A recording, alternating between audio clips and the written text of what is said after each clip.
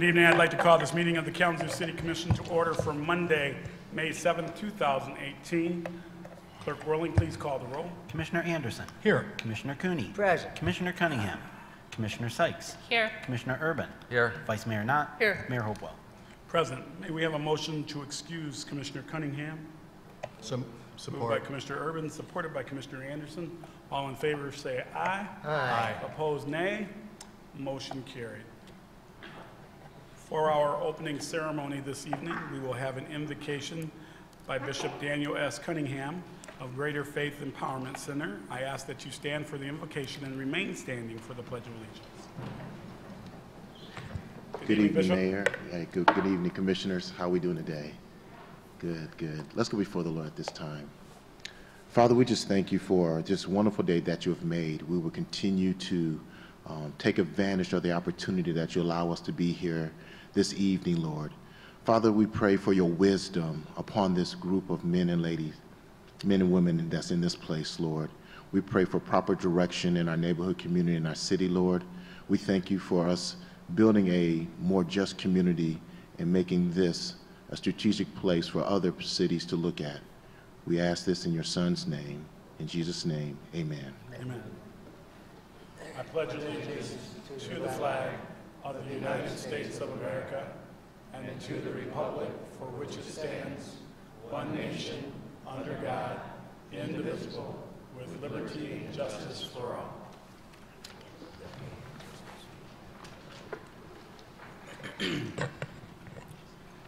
Well, welcome everyone. We are now on item B3, introduction of guests. We have a presentation this evening of the Urban Growth Initiative, an update, and I believe we have the president of our Downtown Kalamazoo Association, or Downtown Kalamazoo Inc., I should say, Andrew Hahn. Good evening, Mr. President. Good evening, Mr. Mayor, Commissioners, and Mr. City Manager Ritzma.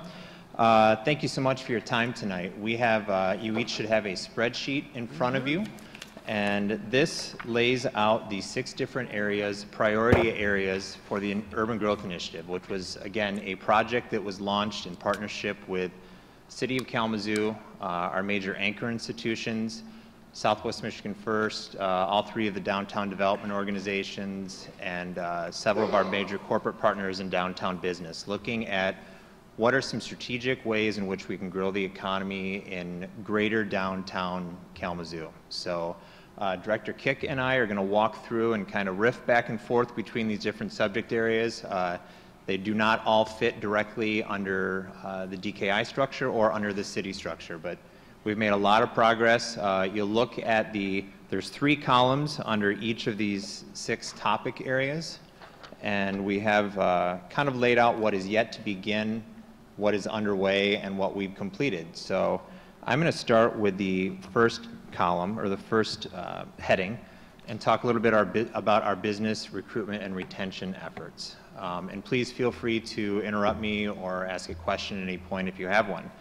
So the first topic here is creating a brand identity, and that is really a 3-tiered proposition for the community. So we have a community brand, and I know that there are some nascent efforts underway to think about what we are as a community and how we communicate that out to the world. Then we have our downtown brand, which we're going to be working on coming up, and as that city brand gets into place, we're doing something that is consistent with that and consistent with the other neighborhoods as well. And then the final one, which we're moving forward on right now, is a brand for the organization. So we've had an incredible legacy over the last 29 years, but really felt like the brand legacy for the brand equity for the organization has really been tapped out. So we are actually judging proposals right now to give a new brand to the organization and the partnership that we have that runs our downtown right now. So that's well underway. We're working on a merchandising plan, which is something that was talked about when we did the retail analysis, and that is really having that inventory on hand so we can go out and recruit and help bring some of that $51 million in leakage, in retail leakage that's leaving the community, so that we'll have the information. That piece is underway. We are also working on the development of both recruiting and retention programs for downtown. We have just hired a VP of Business Development that's going to be working on all 3 of those. So I'm very happy about the added capacity that we have to do work and not just maintain, but actually work to grow. We have some other longer-term actions that fit right in there. The updating of the inventory data, it's a very interrelated piece. We have now designated staff who we've hired to do this work. Last year, in the complete column, is that retail analysis. So that was one of the first things that the Upjohn Institute recommended that we move forward on, is to really have that information, understand what we have and what we're missing out on. And then recruiting the business, that's the next piece. So I'm going to let Director Kick talk a little bit about residential infill. Just a little bit about residential infill that you might not know yet. We seem to talk about it at every meeting lately. It's kind of a hot topic. So the first immediate actions that are underway are about our zoning. So as you know, we're adjusting our zoning, both in the downtown and the neighborhoods, so that we can actually create a place for infill. Many of our parcels that are in our neighborhoods and near downtown are not large enough for our current zoning ordinance, and so we're going to take those back to the historic sizes so that we actually have lots that we're able to infill. Defining affordable and workforce housing has been quite a path, because MISHDA has some very defined income limits for that, but they use county data. And so really beginning to aggregate the data that's for the city as well, it helps us as we're negotiating both with developers and looking at what are actual statistics. How are we actually going to achieve this affordable housing gap? It's kind of a math problem right now. And so we're looking at how to solve that both with an updated target market analysis. So we did a target market analysis back in 2014 that kind of helped us understand that we had about 1,400 units that we could take into the city and the surrounding neighborhoods at all different income levels. And that report gave us, how many rentals should we have? How many homeowners would we have? Where would those be located within that analysis as well? And since we've had many developments that are now coming forward, and a lot of those are rental units, we're not getting quite the mix of also the single-family homes or the condos that were mentioned in that target market analysis. We thought, let's get her back to work and start looking at, okay, if we have fulfilled, 300 or so in this rental unit kind of portion of the data, how is that affecting everything else? And have things changed? Do we need more rentals than maybe we had originally had data for? And then again, how are we also looking at those income brackets, those income ranges? We're not as finessed in this last target market analysis, and so we're going to make sure that we have that information aggregated as well this time. Also, one of the last things, creating a one-stop service. So as you're all aware of now, community planning and economic development are together, we're merged, and so now we're working on our policies and our processes and how we really and truly are outward to the community, being a single one-stop development house. And the last few, the longer term actions that we're looking at are, of course, our creative financing structures. And I call that creative because we know that with affordable housing comes a lot of necessity for subsidy, a lot of necessity for how do we make it work within a structure that's very traditionally financed. And so what are we bringing to the table, and how are we thinking about things much more differently than we have in the past? And that kind of gets to the next two things, which are residential destination and developing a plan for housing.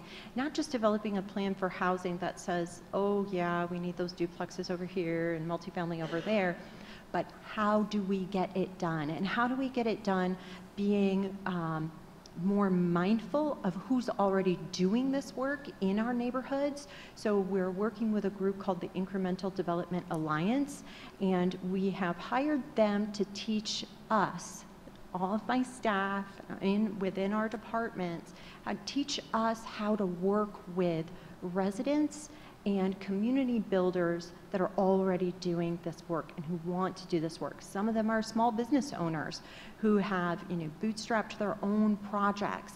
And there are lots of great builders out there who are rehabbing houses and trying to get them back onto the market. They're doing it, and they haven't come to us for subsidies and things like that. So let's use their wisdom and try and teach the city staff a little better about how we can help them even more. And then we're going to take that training back out after we've interviewed all these guys and kind of ask them to share some secrets with us. And we're going to be looking at models from all over the country of people who are building in, half-acre lots. And anything from small houses all the way up to 4-unit urban apartment buildings. And we're going to keep it at that scale because those are the folks that we really need to learn how to help. Thank you. I'm going to talk just briefly about what is titled large-scale transformative mixed-use development. So synced up with what Director Kick said, we really have to have a project selection, a criteria and a way for understanding and aligning our goals as a community and a downtown with the projects that are coming in the door. So how do we decide how much subsidy, what we can do to help influence design and other things. So that's working. That's a slow process. It's really part and parcel of all the alignment that's happening internal at the city and also with us as partners, as external partners. One piece I'd really like to dwell on just for a minute is the topic of repurposing of Downtown Tomorrow Incorporated. So I know it gets confusing with the 3 different entities under our umbrella. DTI was originally created in 1986 by the Community Foundation, the city, and through some major capitalization from local philanthropy. And they were created to stimulate the private real estate market in downtown. So they did a lot of work with the Arcadia Creek daylighting and really redeveloping that with community college, bought a lot of projects and parcels high and sold low, which is counterintuitive, but actually helped to stimulate the market. Their traditional role really is no longer needed in the core of downtown anymore. The private market has taken over, and those projects and projects are getting built. They're coming in every month. Properties have been scooped up and are waiting for redevelopment. So looking to DTI and how we potentially play that same role in a expanded geography and potentially help with some of the adjoining neighborhoods, or we have a different role in the same traditional downtown geography. So we have an incredible board there and a lot of people that have given a lot of time and effort, but we're really kind of have them in a holding pattern for the moment. I think you all know, as I said, we have 3 organizations under the umbrella. We're retooling the DDA first. At the same time, we're working on DKI, and then when the time comes, we'll move into repurposing of DTI when we find the right fit. So that goes right in again with creating funding for real estate development. So we do not have a pot or a war chest, if you will, to work with. When that organization was created, they had $10 million to start with to begin assembling properties, and so that's kind of where we're at. We start again, start fresh, work through Imagine Kalamazoo, understand those community priorities and where we need to push that subsidy toward. And then again, making sites available for development. So one of the things that they did was assemble land and get it prepped for development, and that's a role that we're looking to play again at some point in the future. So I'm going to hand it back to Director Kick to talk about mobility, though I could probably do it too because this stuff is really exciting. So my favorite topic, right? So first and foremost, Imagine Kalamazoo and the master plan certainly set up the downtown with the way that we created the streets, being priority streets and main streets within the master plan to really focus on the community priorities for streetscapes to really liven up the downtown, create the downtown that's everyone's neighborhood. So last year, as we get under adding bicycle parking, we installed 30 new bicycle racks that complemented our downtown connector trail that now connected the east to west. And we'll be adding 50 more this year. And that doesn't include the 10 that was part of the downtown connector project that the Jim Gilmore Foundation had done for that. So those will be specifically at the Arcadia Festival site. So the next piece of that, which is conducting a parking review. This was part of the Gibbs study, the retail study, and Andrew's just released an RFP so that we can really look at parking, because there's lots of misconceptions about parking in the downtown, and we got a lot of really great advice around retail and how parking needs to turn over. But it's a comprehensive look. What you do in the ramp has to balance what you do on street, what's free, what's paid for, and so we're going to get an expert in here, and we're going to make sure that we get it right. And then beginning the street conversions. So the Planning and Environmental Linkages study has concluded. We'll be getting a more formal announcement from the Michigan Department of Transportation on that project. And the reason that that study has concluded is because we are in some really great conversations about jurisdictional transfer of those streets from the state. So moving those streets from state control into city hands. And what that means for us is that those streets are the #1 call out in Imagine Kalamazoo, and from our past comprehensive plans, 1998, 1977, why haven't you calmed these streets yet? And in the retail study, as well as the target housing analysis, all said, if you don't fix your streets, you're not going to attract talent, you're not going to retain these businesses. The visitors that come to Kalamazoo aren't going to be as robust. You got to fix the parking, you got to fix the streets.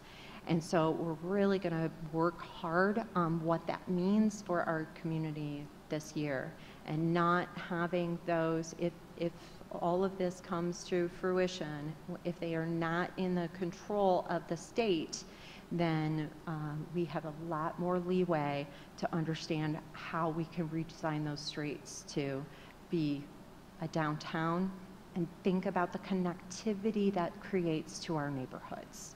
We have some really incredible neighborhoods that are on the edges of our downtown that are literally cut off just because of the speed and the unfriendliness of those streets. So I'm going to hit on the last piece there that Rebecca talked about, and that's that the last thing there says connect to campuses, and that really goes right over as you flip the page over to developing a healthy living district and working with our anchor institutions. We have incredible partners here with Western and K and KVCC and Bronson and Borges and other major employers, and we're not leveraging them effectively yet. We have great partnerships where they've come together and done collaborative projects, but they often go back to their corners after they have that project done. So how do we develop an environment and a platform for them to be continually coming together? It's one of the first things that I worked on when I was with the state, and I had the opportunity to move back to Kalamazoo and get into this work, was starting to try and bring our anchor institutions together the way that they'd come together in Midtown Detroit, where Henry Ford Health and Wayne State and the Detroit Medical Center, wrapped with philanthropy and local business, have really turned that area around. So we have a lot of local procurement dollars from those institutions that are being spent impactfully, but can be spent more impactfully through local small business to stimulate businesses, to serve those major employers. The other piece, of course, is leveraging the buying power of those employees and of the students to come into downtown, to come into our neighborhoods and stimulate and spend those dollars here. So we had a chance to present the findings of this report on just this last Friday, and the anchor institutions were in the room, and they were there and they're supportive. So we want to work towards formalizing some sort of an ongoing partnership where they're planning continued development, and we're really starting to wrap these things around each other. So yeah, I think that really gets to the management of the district, which really becomes our greater downtown, Rebecca already talked about the mobility piece. That stuff is critical. We hear about it from Bronson and others regularly. Having coordinated advocacy for policy changes that are needed. And then the support of infrastructure and housing. I know that's something Bronson, Frank Sardone spoke about on Friday was, they have a great program that they have already, their BHOP program that offers up incentives for people to move into the neighborhoods and seeing if we can bring that to other organizations and other employers in the community. One of the recommendations that came out of this was to explore the creation of a public market. I don't know if any of you have been to the market in downtown Grand Rapids. Very incredible anchor that brings community together and offers opportunities for local food and other small businesses. That is yet to begin, but really the groundwork's already been laid through the work that's happening through the Healthy Living Campus with KVCC and Bronson. And then continuing to support infrastructure and it kind of accelerating that urban food hub that's already moving forward. Not hearing any questions, I'm going to move on. I'm going to try and go through the last piece fairly quickly because we're going to be coming back later this summer to really speak and share our overall transition plan for both the public finance downtown and for how we manage all the work and share that throughout the community. But the big pieces that came out of this partnership was to maintain the current structure, the public-private partnership that we've had for 29 years, under which, in the last 29 years, there's been over $1 billion that's been invested in downtown. It's easy to forget that given the challenges we've had financially in the last couple. So their recommendation initially was to modify the existing TIF agreement. We're starting to look at potentially using a new TIF tool at the state, and we're going to talk more about that soon. It's through the Corridor Improvement Authority Act, and we're pretty excited about what we found and a strategy we think that could actually come together and kind of be holistic with some of these mobility challenges we have. And it's focused on mobility. Initiating of a recruitment and retention strategy, I already talked about that a little bit. Developing the branding and marketing strategy, that's underway. And then one of the longer term actions are to explore the enacting of a business improvement district. So that is something that local businesses actually have to petition the commission to create, and it's a self-imposed assessment to take care of things like branding and marketing and maintenance and cleaning, downtown ambassadors. So we're having some really early discussions with downtown businesses and they've been received favorably, but that again has to be driven by them. So we're working on an education campaign on that. And then working with the anchors, and the last one is though it says identify a focus is kind of vague, so we have a focus and that's growing the economy in downtown. So I think either of us are happy to answer any questions. I think you all should have received the summary report via email that is hosted, will be hosted on our website, and then we also have the link to the Upjohn Institute for the full 100-plus page data-rich report if anyone really wants to dig into that. So,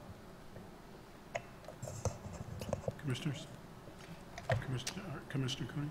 Thank you, Mr. Mayor. First of all, thank you very much. Very exciting report. First, Rebecca, when you were talking about housing, you're talking about more than downtown, right? Aren't you? Yes. Yeah, okay. I just want to make clear. Secondly, when you were talking about converting to two-way streets, do you have any idea about outside funding for that?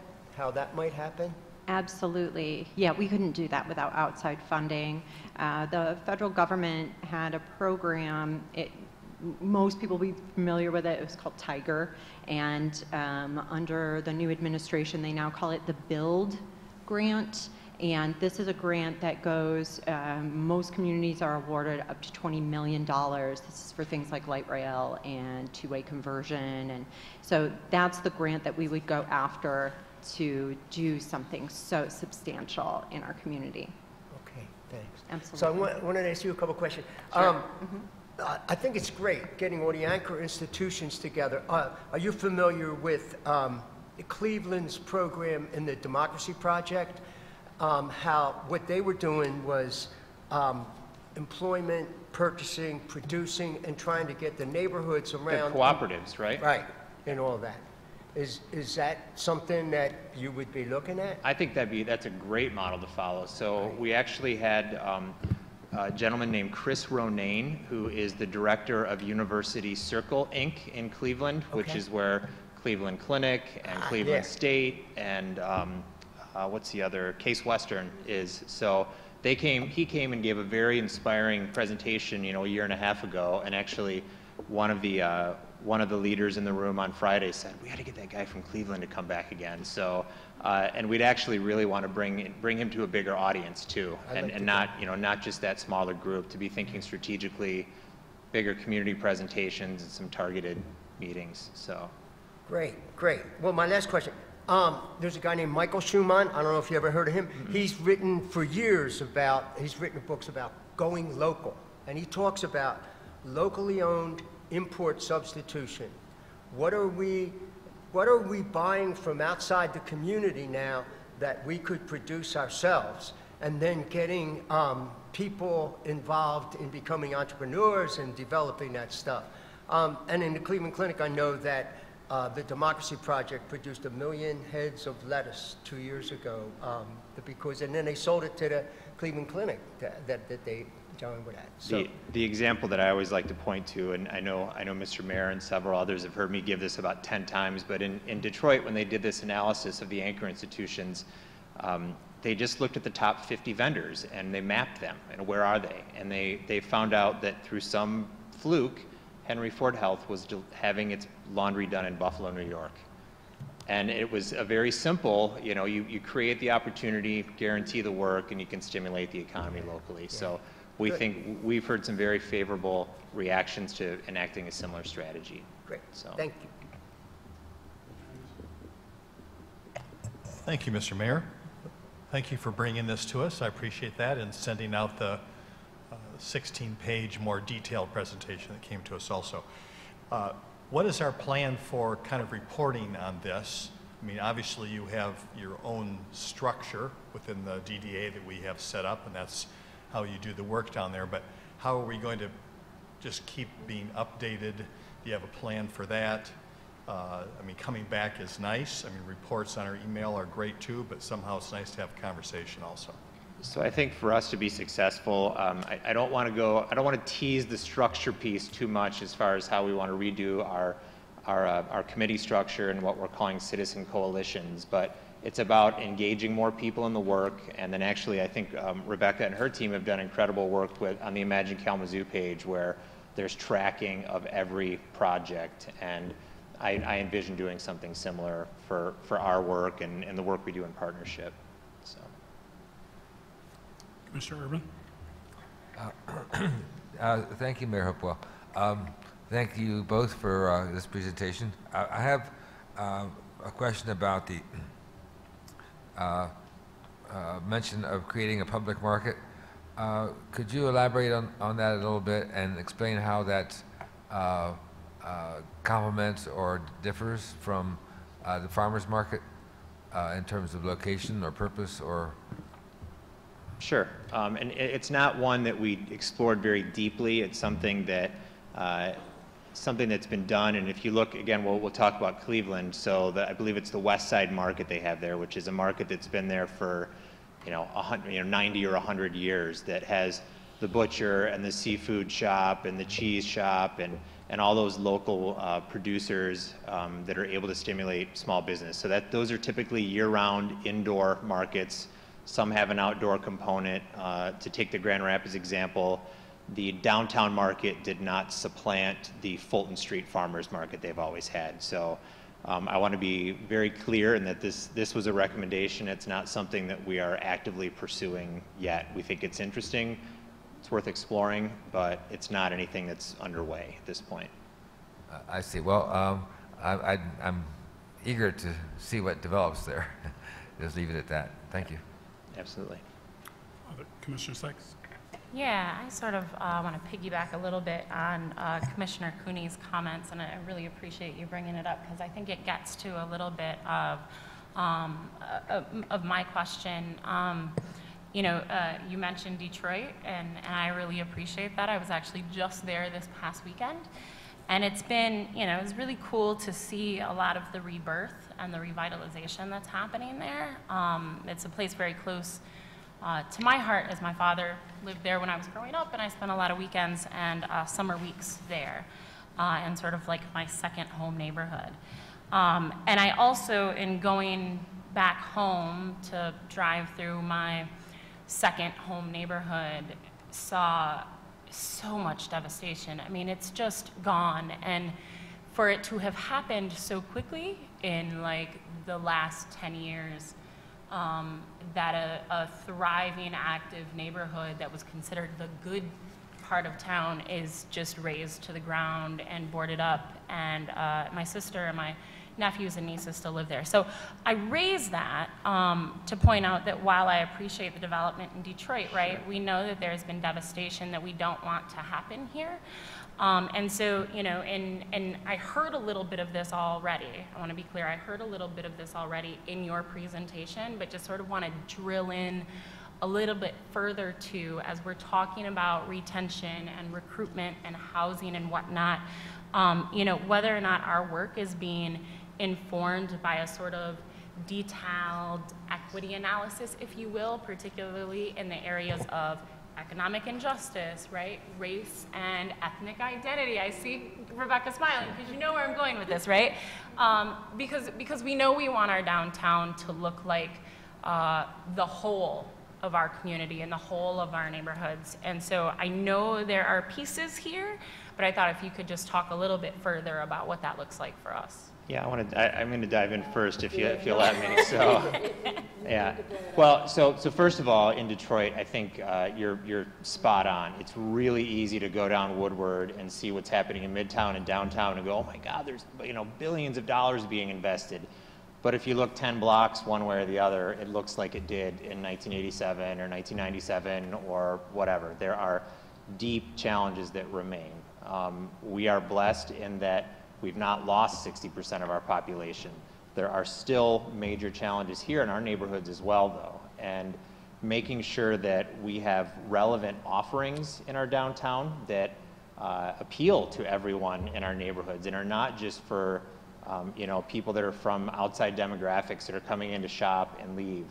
I'm trying to not go too deep. I didn't want to go too deep into the preview, but one of the big things we're doing, as I mentioned, is really looking at how we spread our work across the organization. So we have an incredibly dedicated group of volunteers and board members and committee members that have worked with us for 29 years, but they're not as representative of the community as they could be and should be. So we have what we're calling our citizen coalitions, and we're going to be spreading our work across 4 areas: people, place, growth, and image. And I will get to talk more about it, but one of the core things in the Citizen Coalition for People is having that engagement with our neighborhoods, making sure that we are looking at equity and inclusion in the organization and throughout the work that we do. And whether that be our events or like I said, the offerings in downtown. So that work is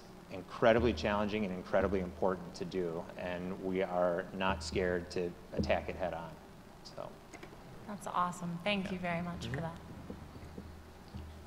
Other questions, commissioners? Thank you, Mr. President. Madam Director. Thank you.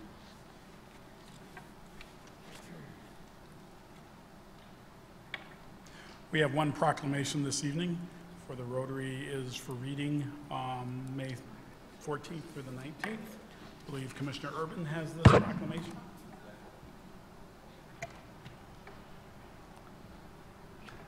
Will the people who to receive the copy of the proclamation step to the podium?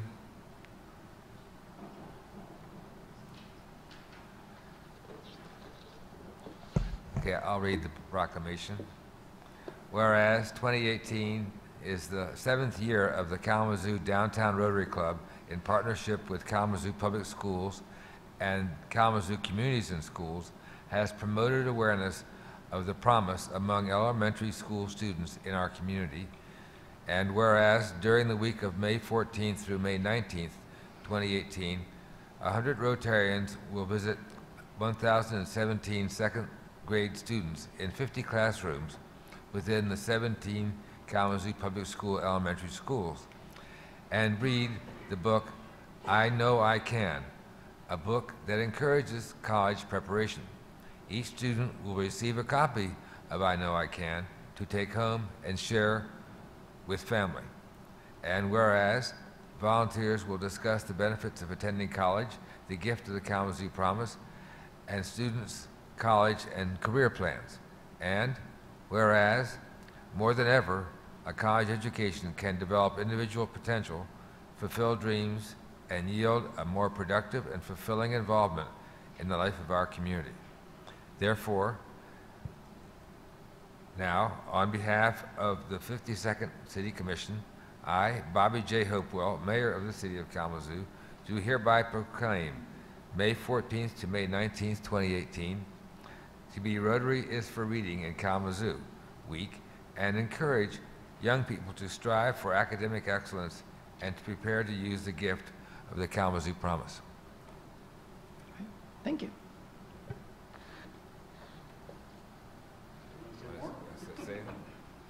Well, I'll just say that in addition to reading the book, it's really fun for Rotarians to talk to children about what they want to be when they grow up. And you can imagine that second graders give quite a wide range of things they want to be when they grow up. But it's a nice opportunity for Rotarians to talk with them about even if you want to be a professional football player, as many do, you still need to go to college. Thank you. Thank you.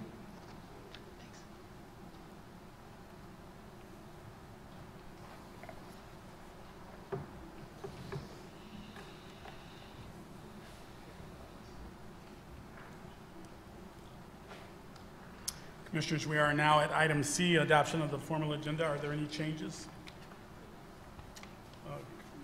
Mr. Attorney? I'd like to point out that on the consent agenda, item number 15, it talks about authorization to execute a one-year lease for Bronson Park. That should be a 3-year lease, not a one-year lease. For $1? For $1. A year? A year. Oh, just checking. Anyone in the audience wanting to comment on items under the consent agenda, and that's items under F, that item will need to be moved to the regular agenda. If you have such an item, please indicate at this time. Hearing none, Communications Manager Ritzma. None, Your Honor. Thank you, sir. Item E, I will now open a public hearing to receive comments on the proposed Park, Cedar, Burdick, Lovell Area Neighborhood Enterprise Zone. Do we have a report? No report.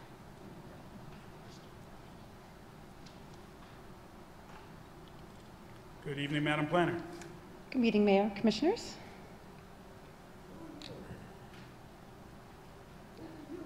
My name is Christina Anderson. I'm the City Planner, and I am here to present tonight on the proposed Neighborhood Enterprise Zone on behalf of the CPED Department. So what I'm going to cover tonight is what is a Neighborhood Enterprise Zone, or NEZ, where are we proposing to place one, why would we want to use that tool, and how it relates to our city policies. So what is a Neighborhood Enterprise Zone? A Neighborhood Enterprise Zone is a tool that's used to encourage the redevelopment and the development of housing. Specifically, it's a tool that's a tax incentive tool that can be used. It can reduce taxes on a development for up to 15 years. There's a sliding scale associated with that, but it could be up to 15 years. And it's something that the state of Michigan created that local governments like the city of Kalamazoo can apply throughout its community. There are two types of NEZ projects that can happen once you designate an area. And we actually already have examples of both of these within our community, and I'll get to that in a second. But the first type of project that could occur once we designate a Neighborhood Enterprise Zone area is a rehabilitation project. And that's the rehabilitation of an existing structure. It's owner occupied. and you can have up to 7 additional units in addition to the owner-occupied unit. And we have these in the Vine neighborhood, approximately 38 of these that are currently in place. Again, the goal is to encourage, in that sense, the rehabilitation of existing housing in our neighborhoods.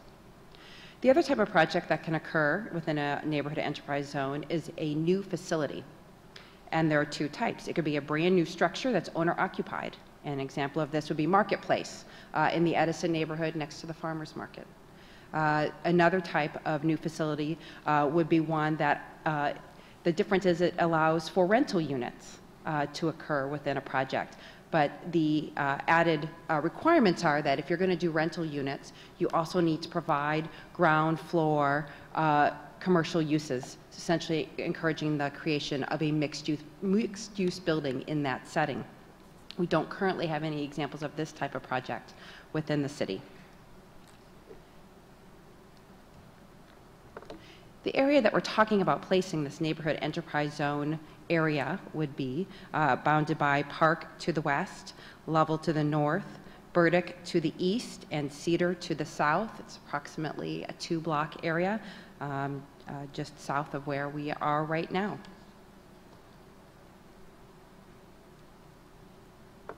So why would we want to use this tool in this location? Well, first of all, NEZs, again, as I said at the beginning, they're a tool that's used to promote the rehabilitation and the creation of new housing. We just heard from Director Kick, to state a goal that we have both in our master plan and as well as the Urban Growth Initiative plan in and around downtown. In cases where there's already existing commercial development, it can be used as an incentive to do mixed-use development.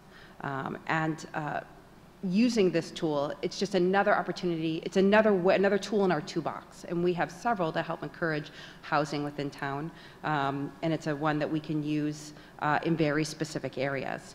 It fits with our both strategic vision and master plan, as I mentioned, specifically economic vitality, strength through diversity, complete neighborhoods, and inviting public places. And I have the economic vitality goal map from our strategic vision up, and there are 2 sub-goals specifically that this relates to.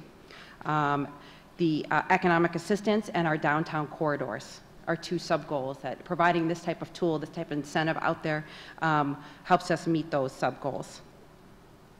This is further encouraged by our master plan. I have in front of you the future land use plan, which designates these 2 blocks as either the central business district or urban edge. And for those who may not recall urban edge, that was a mixed use area, mix of a variety of mix of uses, but particularly residential, as a way to kind of support our very urban downtown. So it matches with that.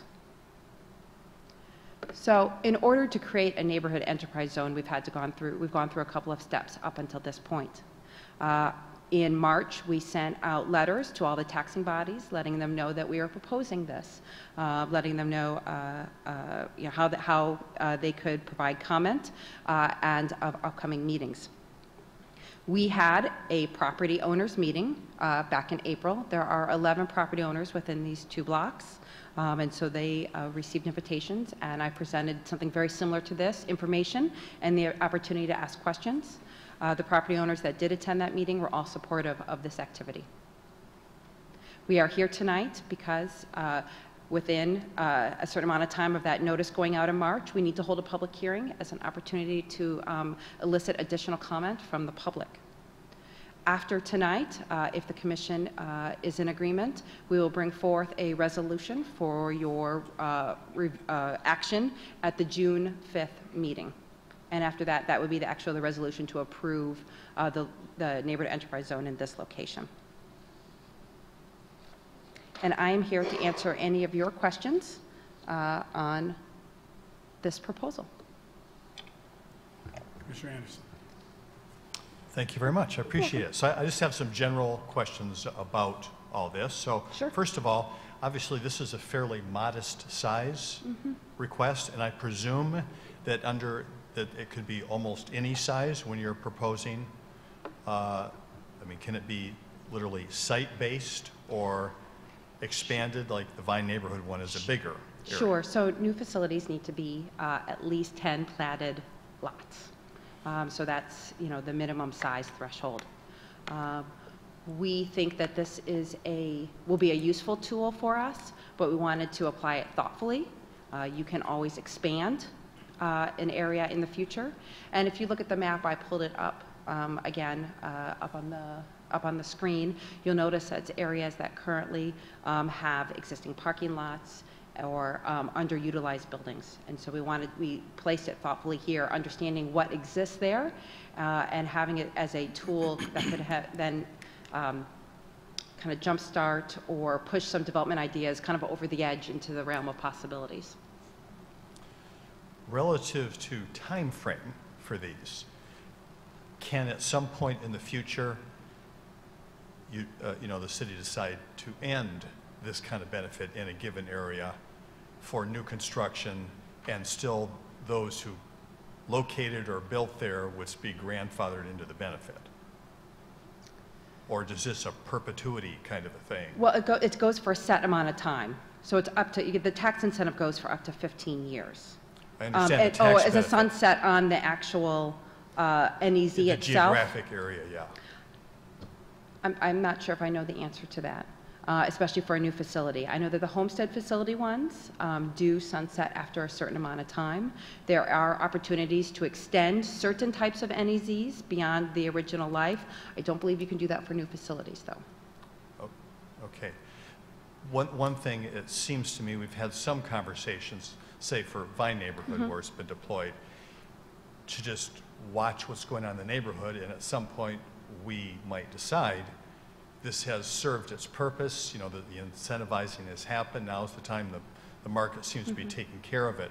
So as I understood it, we could set some point where we're saying we're not going to continue this program forever. I'm not quite sure how that decision is made. So projects do, when a project comes in and wants to take advantage of this tax incentive, they do have to apply. So there's the ability to review applications at that point. I think that this very discrete area will be different than the larger Vine area and the type of projects that's being used. You're correct that that tool in Vine was served to encourage home ownership within the Vine neighborhood and spur development within the much larger area. I think in the smaller area, there's going to be a certain number of projects based on what exists there now and what parcels, the amount of redevelopment parcels that we have. And if it does its job and it is used, then it's only a 2-block area. Right. So imagine they will be used up. If used, there's only so many projects that can happen within an area as opposed to the Vine neighborhood, which has many, many houses that could potentially apply. So looking at the area that we're talking about doing this in, which has open space for development, so at the end of the day, even if you're doing a tax abatement, you are still collecting taxes that you would not be collecting at this point. Correct. But I'm sorry. No, you go ahead. But that said, are other opportunities available for projects within a district, like, is it in the DDA? So is there TIF financing available for the portion of the taxes, that aren't, or brownfield or that sort of thing? And how does that all work together, those other incentives? So when a project comes forward, and as you know, that several of the parcels are owned by the city as well within that area. And so we would have to think about how we would, as we make agreements with potential developers, what types of projects we would like to see in the area. We try to balance out what incentives work for each project that we're reviewing. And yes, we do have some other number of tools. Is it a brownfield project? Not all the parcels within this area are located currently within the Brownfield Redevelopment Authority, correct? Someone can correct me if I'm wrong on that. I don't believe they all are. And I think when we kind of look at it on a project basis, what tools are going to get the, I don't want to say the biggest bang, but are going to get the best development project for us. And we have the ability to use those based on each project. But, one thing I did want to answer, or did want to say about, especially in this area, so that new facility, that rental housing with mixed use, that requires mixed use, that is not only in this area, it requires to be done in a district that already is primarily business or commercial, which this area qualifies for. So not only are we incentivizing in this particular area new residential structures, we are incentivizing some new commercial development too, because that's a requirement if you're going to do rental. And so there are additional tax dollars and additional revenues that can be gained through businesses, even though there's a tax incentive for the project as a whole. So it's just another way to think about it. Right. So some of the most affordable housing is created using low-income housing tax credits, which I wouldn't be surprised if there is, some consideration of use of low-income housing tax credits, which actually then require a payment in lieu of taxes. So there would not be any benefit in particular to the affordable housing component of that. So that means this incentive here maybe would be tied to the commercial portion of the project that would not be funded with low-income housing tax credits, so it would be sort of a blended pilot. I think we'll take we'll take each project as it comes and try and work with each developer to figure out what the right set is for that project to make that project's goals. Commissioner Urban? It looks to me from the map that there are two principal property owners that aren't the city in that area, St. Luke's and the AT&T building. There were a total of, I believe, 11 different property owners within this area. Did the owners of those two properties appear at your hearing? They did not. I'm speculating about how they're going to behave later when the character of that neighborhood starts to change as a result of what we are thinking of doing here. What we're thinking of doing isn't so, we're not that sure. We're trying to create a foundation for development, but we don't have details. My next question then is, it would help a lot if this area was developed by a consortium of developers that all understood what each was doing and developed it perhaps in a phased way, but all with the foreknowledge and support of their other partners, whether they're actually financially tied or just communicating well. It seems like since so much of the city, this area is city-owned, the city does have a little bit more control over what happens in typical NEZs. So I hope we use that well, because it could set the pattern for a lot that goes on in the surrounding area, for good or ill. What is the take you have on from the property owners immediately outside of that area? For example, to the south or to the west, particularly? So I have had conversations with Douglas & Sons about this area in general, not specifically the NEZ, but he was someone who spoke in favor of the Burdick Street rezoning at some of our public meetings, and was well aware that these parcels were likely to redevelop given that they're parking lots, and he himself was overall supportive of the area's redevelopment. That is the only property owner that I've spoken with recently regarding the development, but it is one that is located directly to the south of this property. Right. I guess I'll just express to my colleagues in this, and I guess to you as well, my concern that when we actually have something official actually starting to happen here, that we don't get cold feet. Change means change, and change. If things are going to get better, they have to change. I just want to say that I recognize that, and I hope that we'll do all we can to help the people in the neighborhood welcome that. I'm sorry it wasn't a question. That's okay. Any other, Commissioner Cooney? Probably already said it, so I just want to get this straight in my head. Sure. First of all, this is just for housing, right? It can't be used for businesses. It is primarily a tax incentive to encourage residential development. There is that catch, though, if you're not going to do owner-occupied units and you do rental units, it can only be done in a new facility that has commercial on the ground floor and is in an area that's primarily already used for business. Okay. Secondly, I think, am I right in saying that we can give up to 50% reduction in property taxes? So each of the project types is calculated a little bit differently, but that half, they take half of the, I have the exact language here. So for a new facility, it's, the tax is determined by multiplying half of the principal residence exemption that, for the state of Michigan. So that's multiplied by the value of the new facility, including the land. And so that's how they calculated it. And then in the last 3 years of the run of the tax incentive, it's a sliding scale, so it drops. Okay. So each year gets less and less in those last 3 years of what the incentive is. And as I read it, you're proposing that we do this for 9 years, right? We could do it for 15, but you're proposing doing it for 9. Right, but yes, we are proposing 9. And so for those last 3 years would be a sliding scale. Yeah. Okay, thank you. Commissioner Sykes?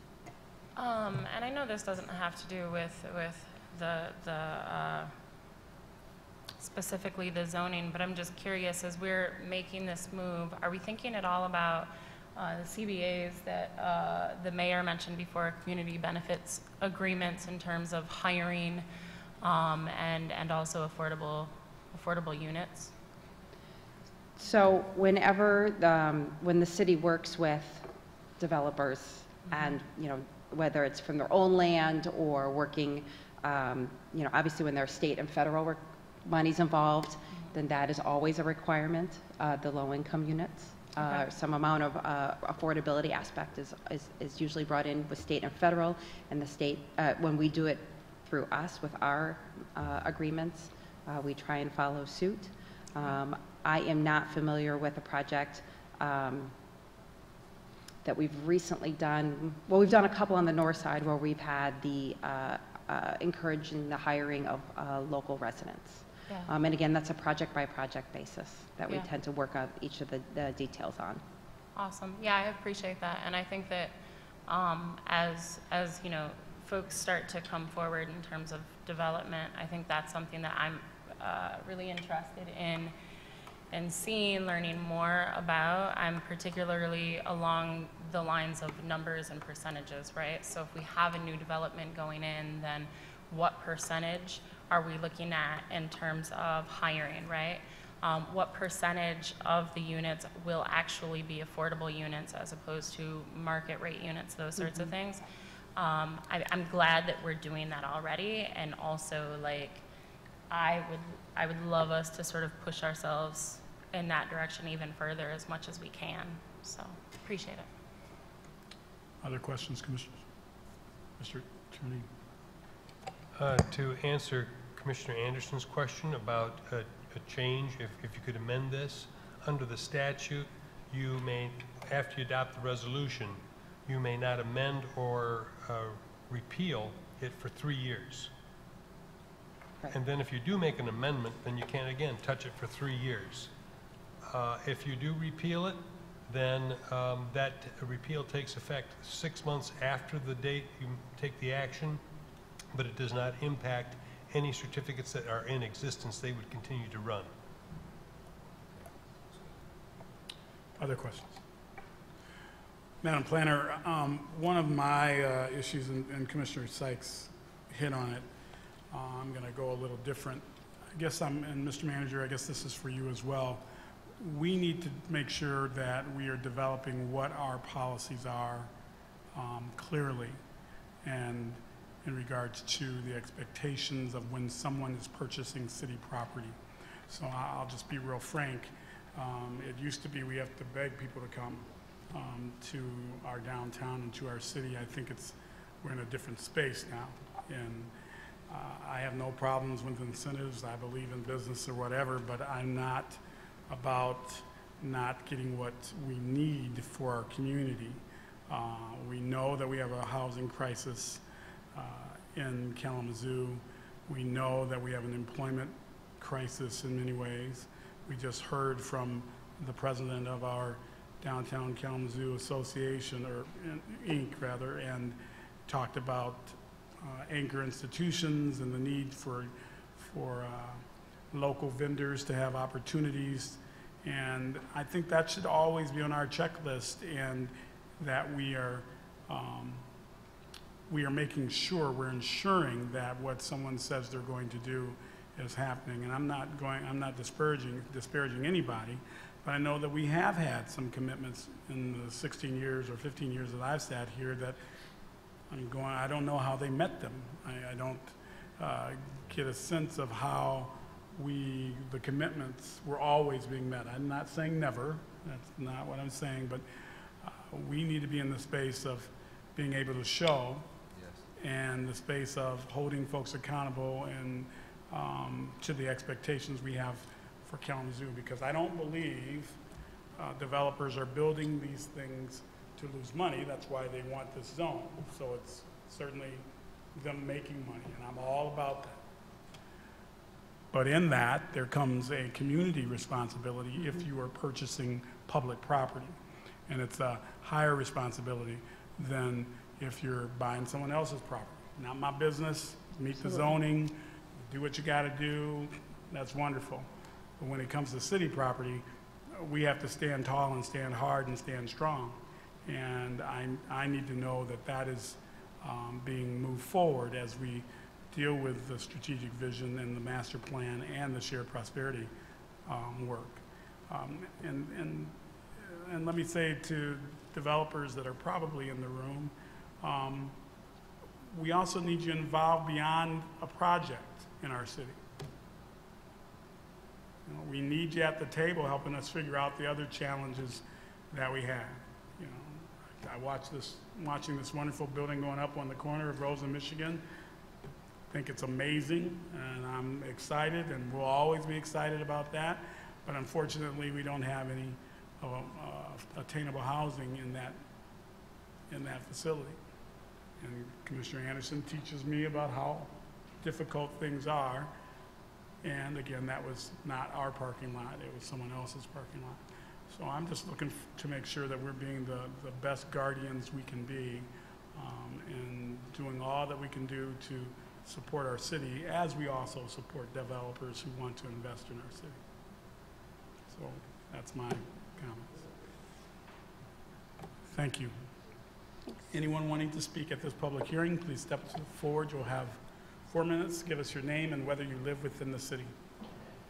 My name's Zachary Laster. I live in Stewart neighborhood in the city. I'd also want to emphasize what Commissioner Sykes and Commissioner Hopewell also said, that there needs to be a focus on affordable housing.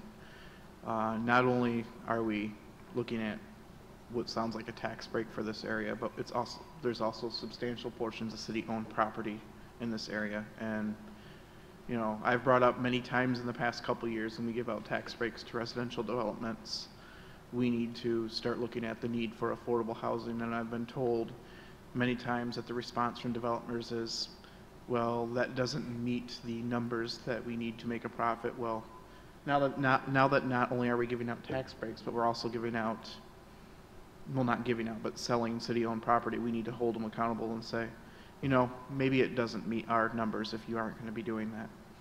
And, you know, I hate to say it, but I'm pretty sure they can find a way for it to meet their numbers if they really wanted to. You know, it's just might be not the exact profit margin they were wanting, or might be a little more work and not as easy. But, you know, I'm pretty sure they can do it. And I'm pretty sure we all know they can do it. So I look forward to some more affordable housing, and I look forward to hopefully that actually coming in, me not coming here and saying, what happened to it this time, because I've had to say that before about other developments. Thank you. Thank you, sir. Next, please. Good evening. Good evening, I'm Nehemiah Scudder. I live downtown in the area 49007, which is the zip code. And I suspect that most of those speaking to you tonight don't live downtown. They live out in Portage where the housing is fancier, or outside of town. Well, one thing I've noticed over the years coming down here to listen to you speak and the others speak is that our ministers always leave right away after the prayer. We have no connections between politics and religion in this city, and we ought to have. When the ministers all ignore the city commission, and the city commission all ignores churches and ministers, we've got a dualism here that's not good for the city. We should encourage ministers to stick around after they give their prayer. Sir, I'm going to interrupt you. You need to be speaking on the public hearing. I am speaking. Oh, and I would encourage you not to raise your voice at me again. So let me just say, you were talking about a minister and not the NEZ. If you want to speak on the NEZ, feel free. Public comments will come later in the meeting. It's exactly the issue between ministers and the politics of this city I wish to speak about. And I think that now is a relevant time to speak about it, even if you don't think it's a relevant time. We need to encourage.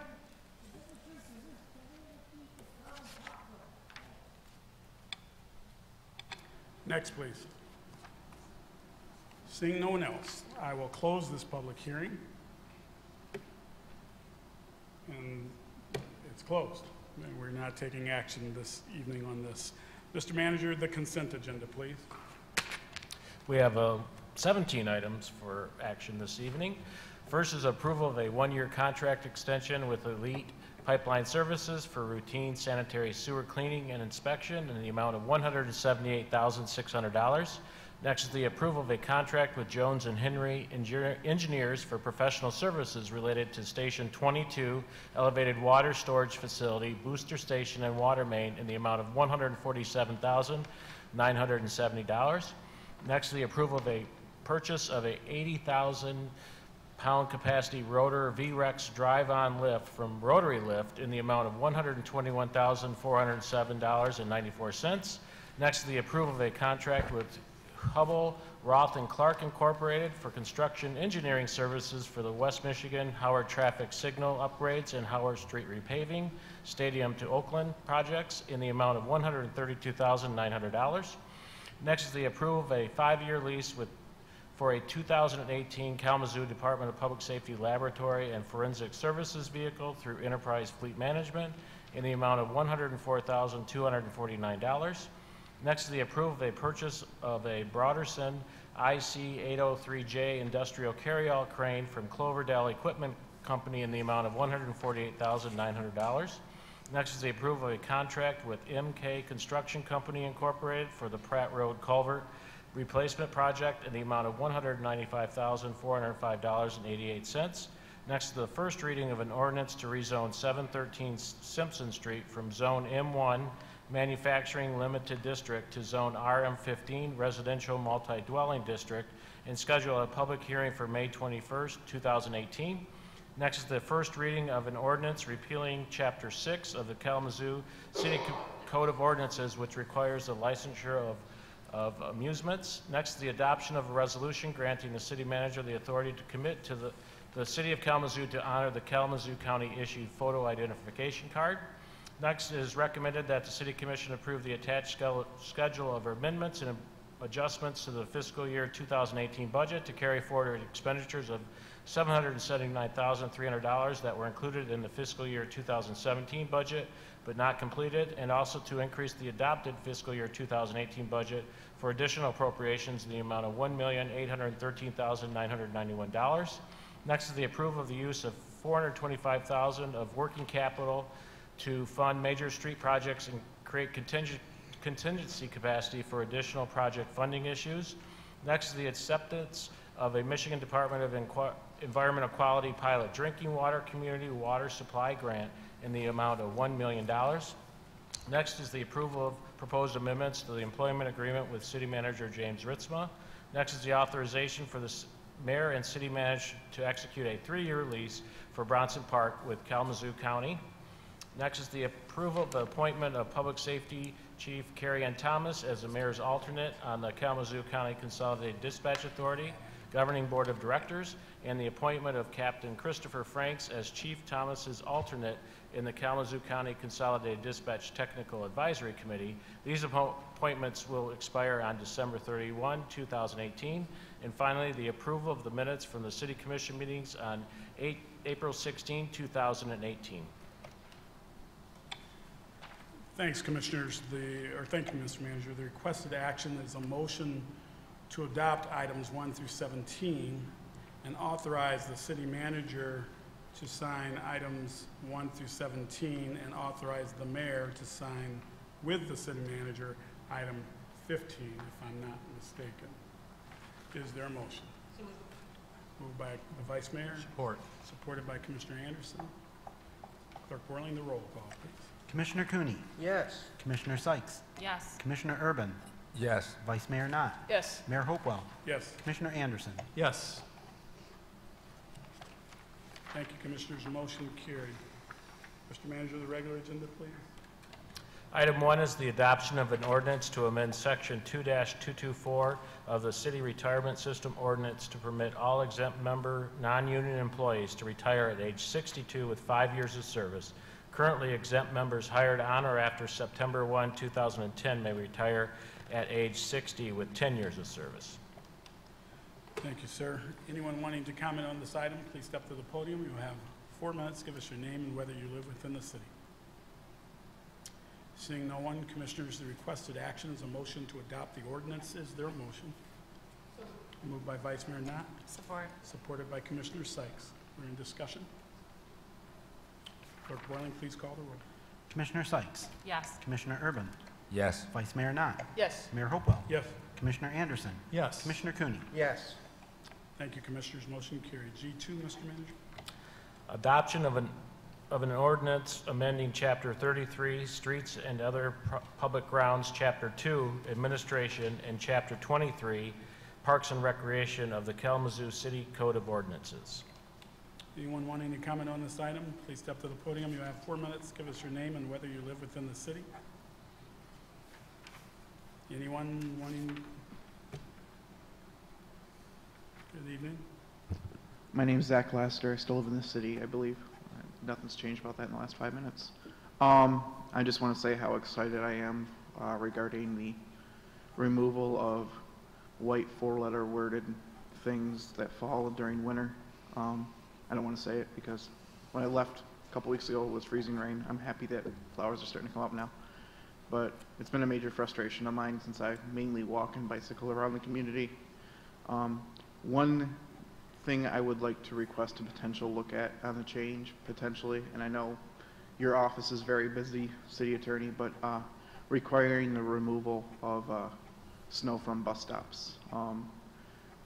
A lot of times there are people who are a lot less able-bodied than I am that have to climb over snow that piles up much higher than they are from it being removed from the city streets, and that can pose a significant health hazard to people, as well as sometimes the buses having to stop in the middle of intersections to let people out.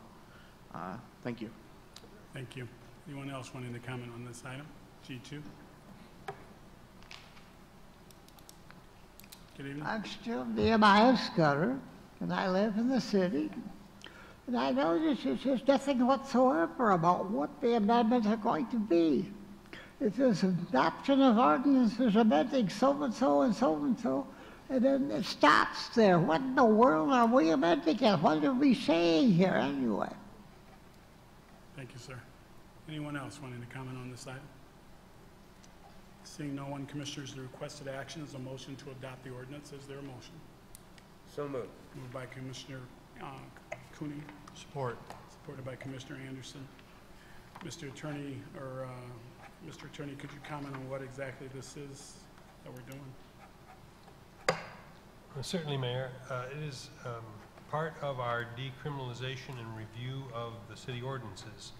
And in large measure, we are moving things around to make some administrative consistency in the ordinance. For instance, the chapter regarding Parks and Recreation addressed parks and also addressed the Park Recreation Board.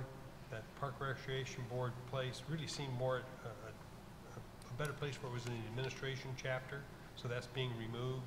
The parks also addressed public areas, but there's also a public streets ordinance. So let's merge and mesh those together.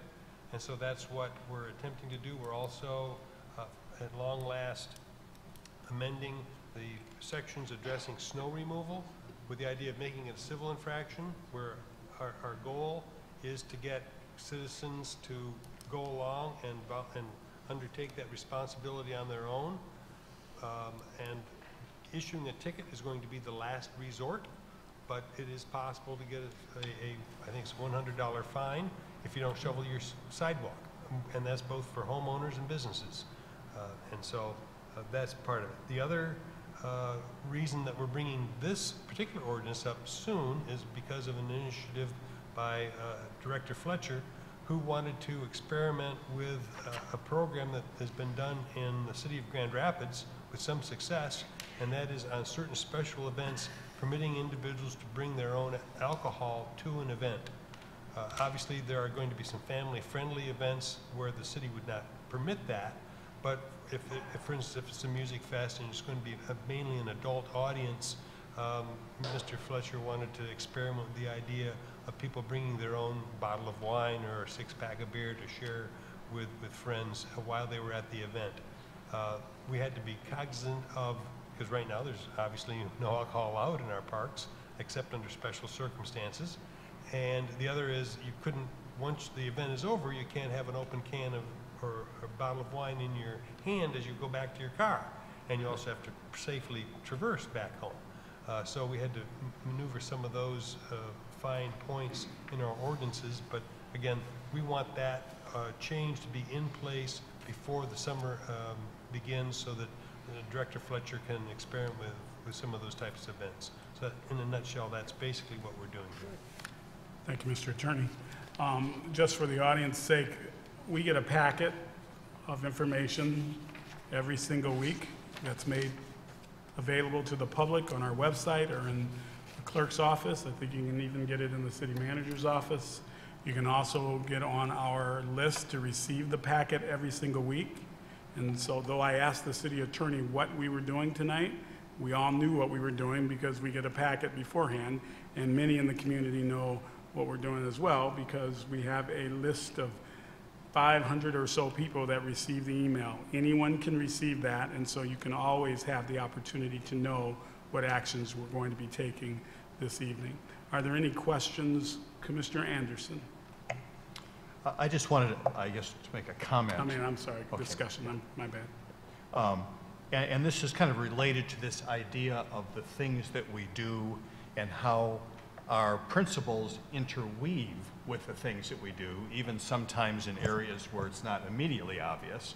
And even though there's many things that are occurring here, I can't remember how many years ago it was where we asked our city attorney, many, many years it seems like, to begin to look at our code of ordinances, because at one, on one side we're promoting the idea of employers hiring folks who might have some criminal decision that occurred in their background and that kind of thing, and at the same time we may have been contributing to that by the way that our code of ordinances was set up to criminalize certain things that didn't need to be criminalized. So we asked our city attorney with other staff here to really comb through our existing code and in essence to attempt to decriminalize it in portions that seemed appropriate and move to tickets and civil infractions and that sort of thing.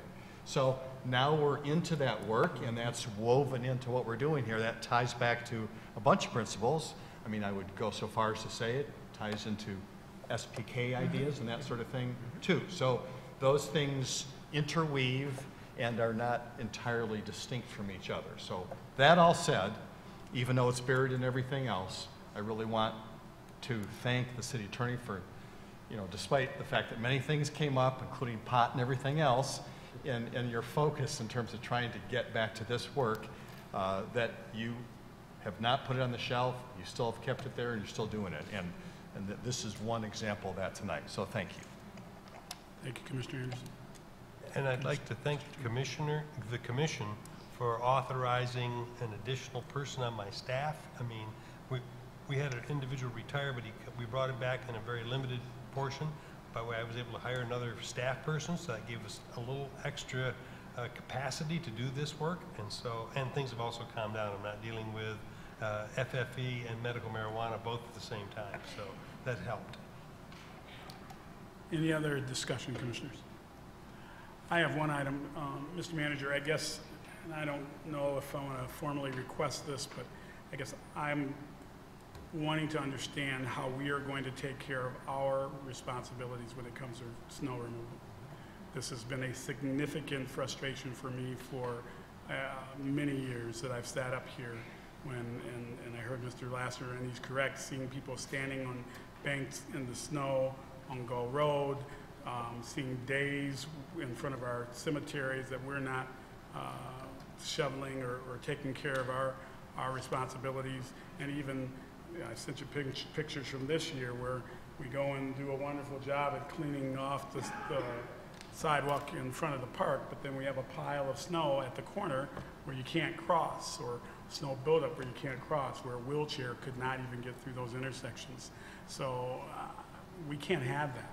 And I need to know what our plan is to make sure we're living up to our responsibilities if we're asking everyone else to live up to theirs. So I don't know if we have a plan already or what's going on, but I need that. Sure.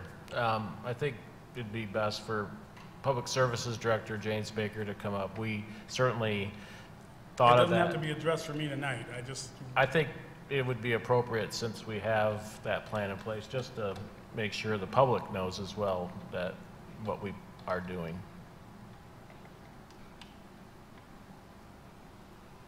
Good evening, Mr. Director. Good evening, Your Honor, City Commissioners, City Manager. Snow removal has been a challenge for us. It is every year.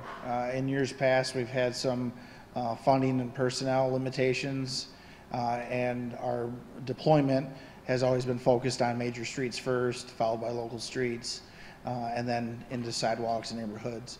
We were very lucky and fortunate in that through some budgetary changes, we were able to add some additional staff in 2017.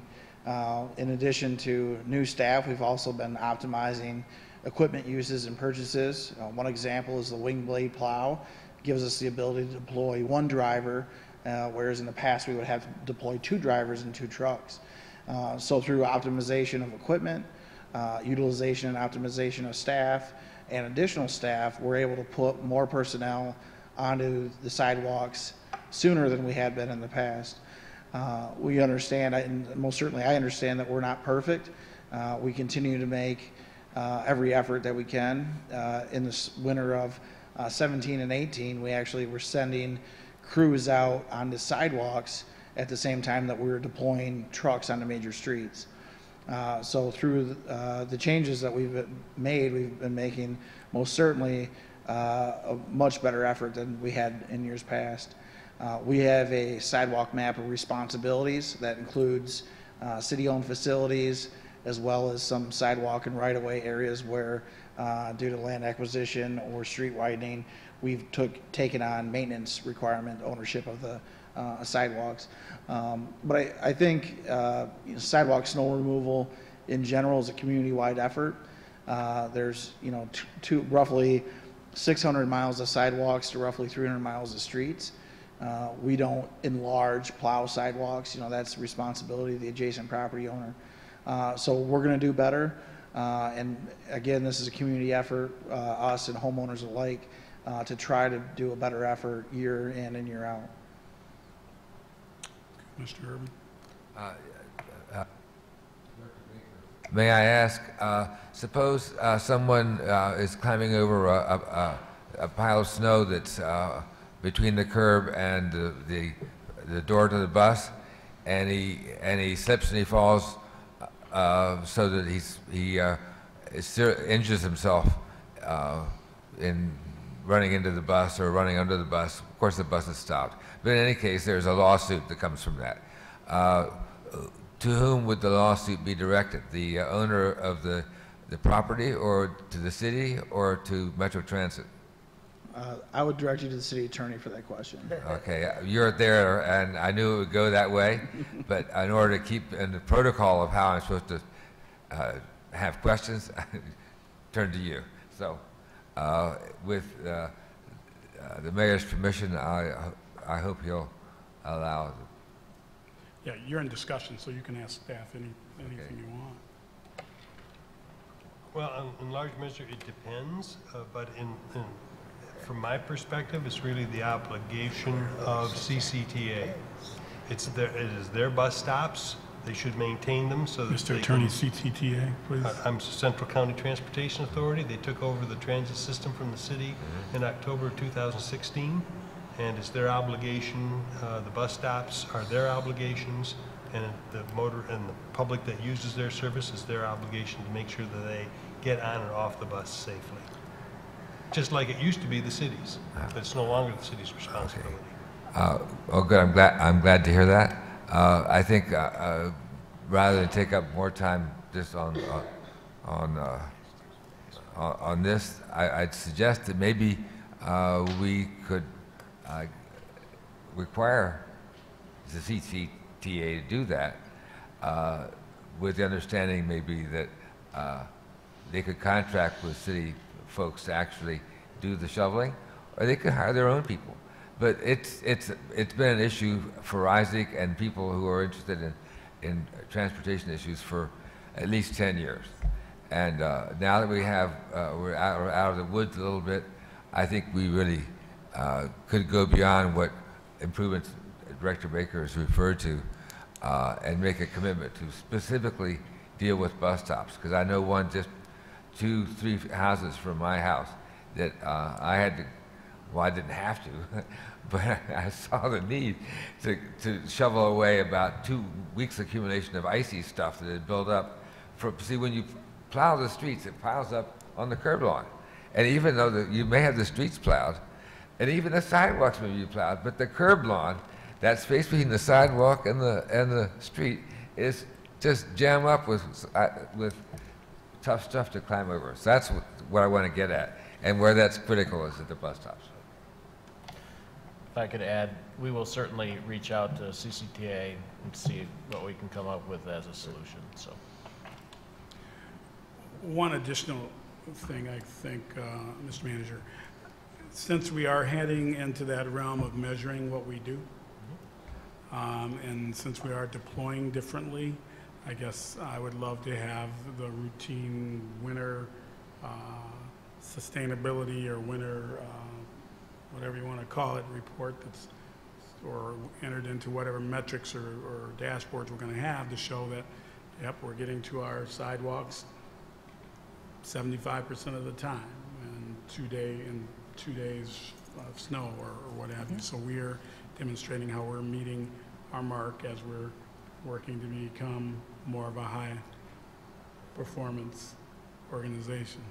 So, most certainly. Yes. No thank problem. you. Clerk Borling, please call the roll. Commissioner Urban. Yes. Vice Mayor Knott. Yes. Mayor Hopewell. Yes. Commissioner Anderson. Yes. Commissioner Cooney. Yes. Commissioner Sykes. Yes. Thank you, Commissioners. Motion carried. Mr. Manager, you have a report this evening? None, Your Honor. Mr. Clerk, you have a report this evening? I do, actually. We have an election tomorrow. And this is for Kalamazoo Public School voters, which is most of our population in the city. There's one millage question. The polls will be open at 7 a.m. and close at 8 p.m. If you still have an absentee ballot out, those are due tomorrow by 8 p.m. You can return those. If you don't have an absentee ballot, you can't get one at this point. You need to go to the polls and vote. That's it. Thank you, Mr. Clerk. Mr. Attorney? No report. Thank you. We are now at citizens' comments on anything this evening. Please step to the podium. You'll have 4 minutes. Give us your name and whether you live within the city. My name is Alan Lovert, and I live in Marcellus. Anyway, the police departments across the country are complaining about low wages. I have a new program that will put a nice chunk of change in their hands without costing the taxpayers money. Right now, vehicles towed away because of illegal parking has too much negative effect on people's lives. It could get you fired, put you and your family in harm's way, make you miss a plane, make you think your car was stolen. What I suggest is a ticket system that avoids towing in most cases. The tickets would be put maybe $50 to $100 in police hands, as well as money in the tow truck companies and property owners' hands. The ticket receiver could end up with slightly less to slightly more in cost, depending on how long they violated. But anyway, the tow truck company would come out about the same because they would could write more tickets if they did not have to tow cars away, and they could patrol in cheaper vehicles. People getting tickets would be happier because they're, they don't have the problems of dealing with a missing vehicle. The police would be getting a new source of income, and tow company could come out about the same. And property owners will have less violations because you probably have more tickets written. So I think it would be a more effective way of keeping the people from violating the towaway zones. Anyway, I'd be happy to sit down and talk with you if you wish. I have a lot more details that I obviously not going to be able to present in the 4-minute format. And I also, speaking of parking, I can offer you one new solution to the storage of the Pioneer Fountain. My ex-wife has a perfect property to store it with. It could be placed 1,000 feet from a dirt road in a country setting in the southwest Kalamazoo County. Anyone in the Kalamazoo County that wanted to walk back could see it. Anyone that did not want to see it ever again would never have to worry about it. And I think she would do it for about $2,000 for the first year, $1,000 after that point. And I point out that even if you own the property, it would cost you more than that in lost tax base and mowing costs. And if she does sell the property, you could have the option of buying 2 acres back at market value, some time down the road. And I'm gonna give you this sheet of paper. If you want to reach out back to me and talk to me about anything, whether it's the, as I say, there's a lot of details in the tollway system I haven't really given you. Anyway, as I say, the Pioneer Fountain solution, I think it would be a good thing. I mean, you're looking for a place to get rid of it, and I think it's a pretty good deal. But anyway, I'm gonna give this to the clerks.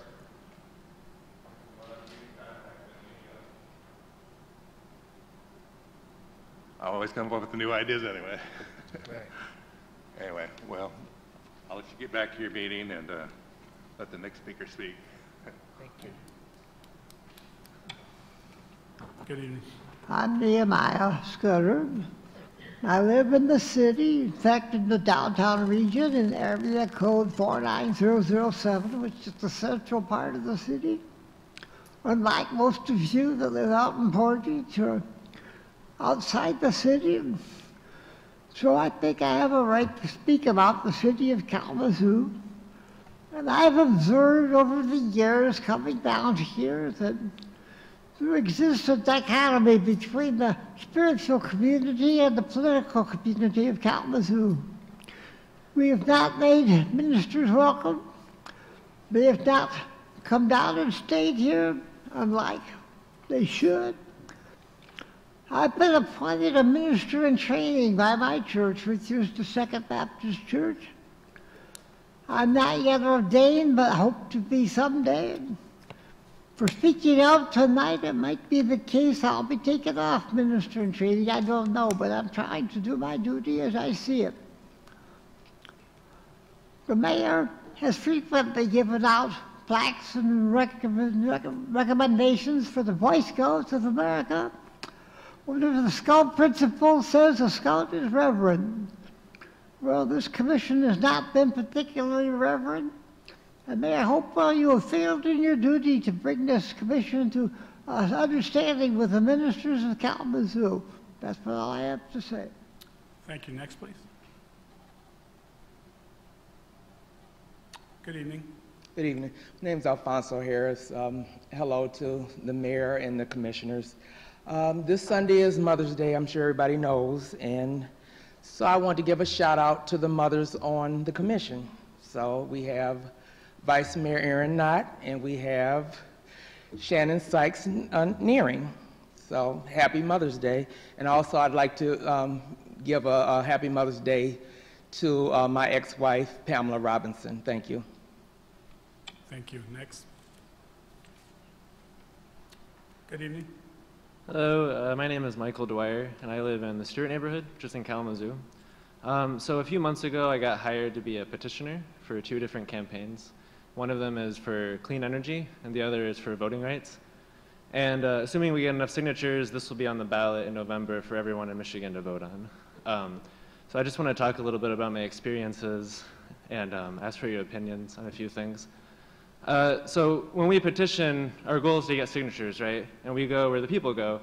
And people go to private businesses like Walmart, Walgreens, Meijer, Target. And they also go to public places like the library, Secretary of State, the bus stop. So that's where we go. And I can't tell you how many places I've been kicked out of. And I've also had the cops called on me multiple times. Now, I just want to make it clear, we're not harassing anyone. We're not forcing anyone to do anything they don't want to do. This is what I say. I say, excuse me, are you registered to vote in Michigan? If they say yes, I say, would you like to sign a petition for more clean energy? Or would you like to sign a petition to increase voting rights? If they agree, then I explain to them how to do it. If they say no, then I say, okay, thanks, have a nice day. For that, I've gotten the cops called on me multiple times. Okay. Now, it's not like the business owner comes out to me and says, excuse me, can you please leave? That happens sometimes, and if they do that, then I leave. Sometimes they just call the cops. They don't even give me a warning. So in my opinion, even if the business is private, you should still be able to petition outside of the business because this is a democracy. And there are states where that's legal, and California is one of them. But I understand not everyone would agree with that because they would take the view that the private property sort of takes precedence. But I've also been kicked out of public places. 2 weeks ago, I was kicked out of the Secretary of State. And I was not inside the Secretary of State. I was standing right outside the door. I was there for about 2 hours. I got a lot of signatures. It's a great place to be. Then all of a sudden, this guy comes up to me and he says he's the owner of the lot. So the Secretary of State leases that building to an owner of the lot, and that whole strip mall, they don't actually own the property, they just lease it. And so he thinks he has the jurisdiction and the power to kick me out, which I'm assuming he does. So I was like, okay. I asked, do you have jurisdiction in the Secretary of State?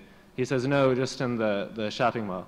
So I go in the Secretary of State, I start getting signatures there. Within 5 minutes, they kick me out. So essentially, I'm not allowed to exercise my First Amendment right at the Secretary of State. I've also been kicked out of the Ashtama Public Library. Now, I know that's outside of your jurisdiction, but I just want you to know that. And my coworkers have been kicked out of the bus station multiple times.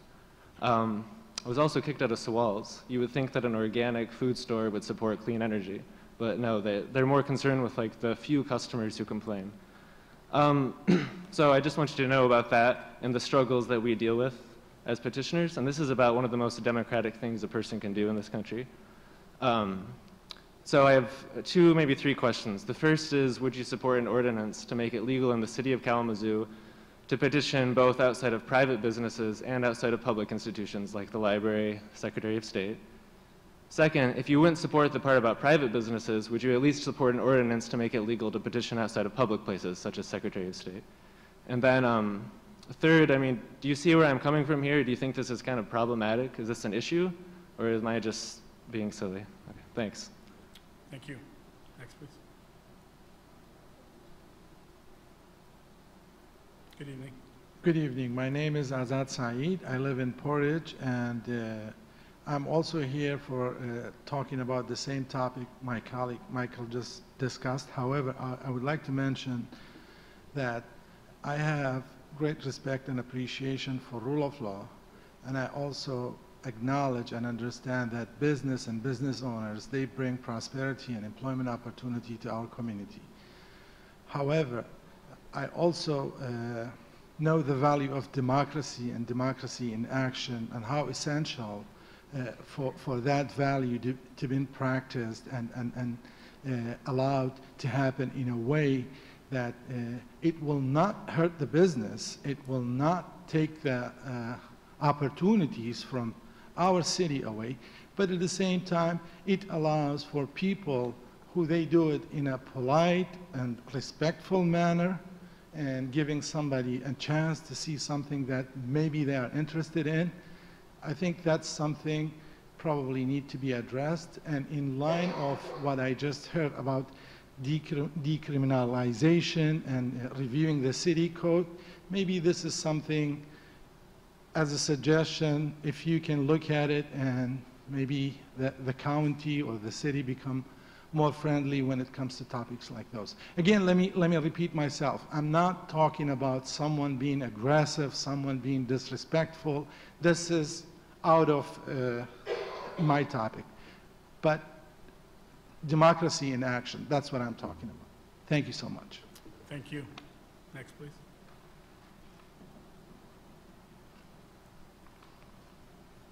Good evening. Good evening, Commissioners. My name is Beth Lewis. I live at 1103 North Prairie, and I have some sad things to say and some good news, I guess. I came downtown this weekend for the first time in about 3 or 4 weeks, and I noticed the building is on floor 6 now. And the last time I was down, it was on floor, I think it was just starting floor 5, and the wind was blowing. The guy in the crane, I said, no, that's not me. And, but the building's looking good so far. Sad note, 4 minutes isn't enough time. Happy note, no, I'll save that till later, give you another sad one. Don't any of you look like you're getting any younger. Another sad note. Bronson Park just does not look the same. I miss the fountain. I was one of those who supported keeping it, but I know sometimes structures get demolished because they get weak. And at 70 years old, I know exactly how that feels. You'll start getting a little weaker. Anyway, a happy note. The weather the last few days has been marvelous. Now, the major thing I want to spend the rest of the time on is, can the city do anything about their city inspectors? I've had my apartment inspected many times. They never speak to me directly. Everything is, oh, hello, and go and look at the apartment, that's fine. But they're coming into people's homes. Even if I rent, it's still my home. It's where I live. It's me that's there. And they don't even bother to speak to you. If there's a problem, they may say something to the landlord, but the landlord may not say anything to the tenant. So can we possibly get some conversation, people who are doing the inspecting? It would be a lot of help to a lot of people who have their apartments. Mine was recently inspected. Yes, I'm after 20 years of flea marketing, I have a lot of stuff. And it's a problem sometimes. But Wednesday, the day after tomorrow, is my emptying day for spring cleaning. So I've got a lot of things that could be sold, could be given away, whatever. If anybody wants to come by and see what I got, they're welcome to come to my home at 1103 North Prairie. And my phone number is 443-9527. Thank you. Thank you. Next, please.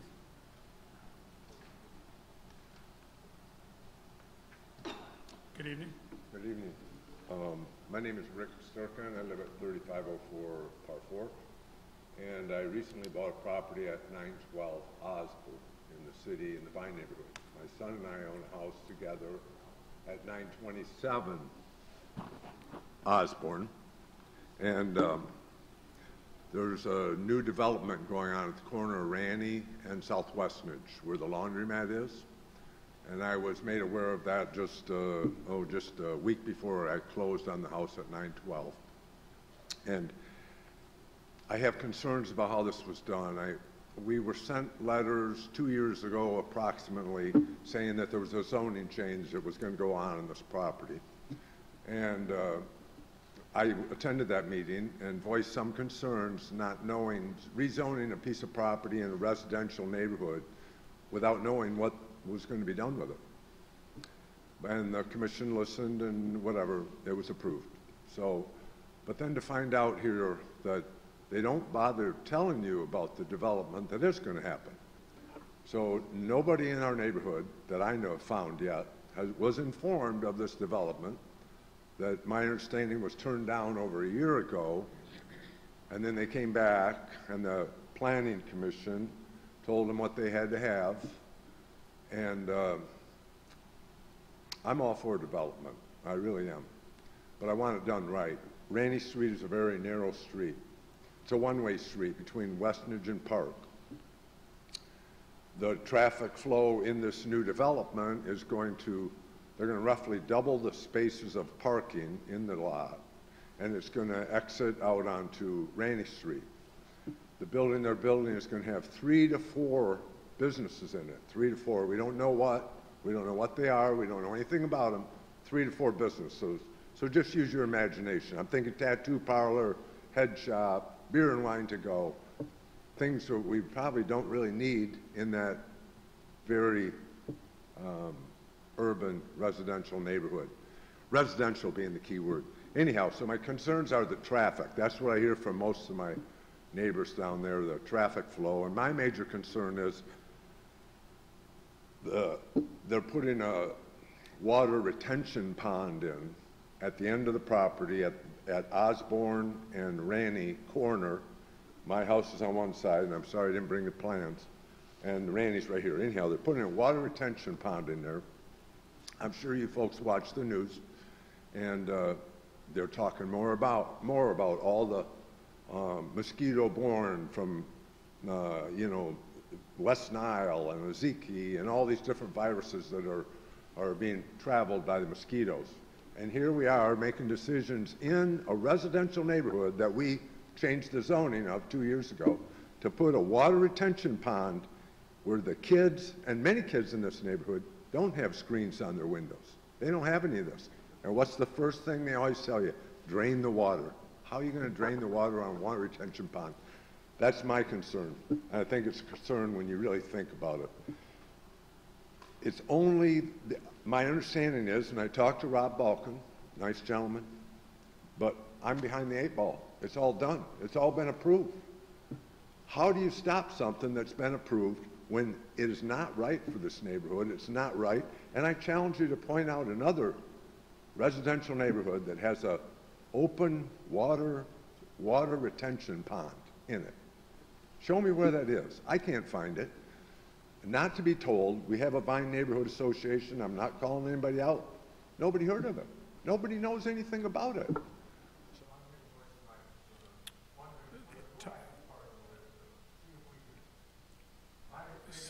Sir, your time is expired. Thank you. Anyone else wanting to address the commission this evening? Seeing no one, we are at Commissioner's time. Commissioner Sykes? Yeah, so I just want to, first off, give a big thank you to the folks who work in our community as petitioners.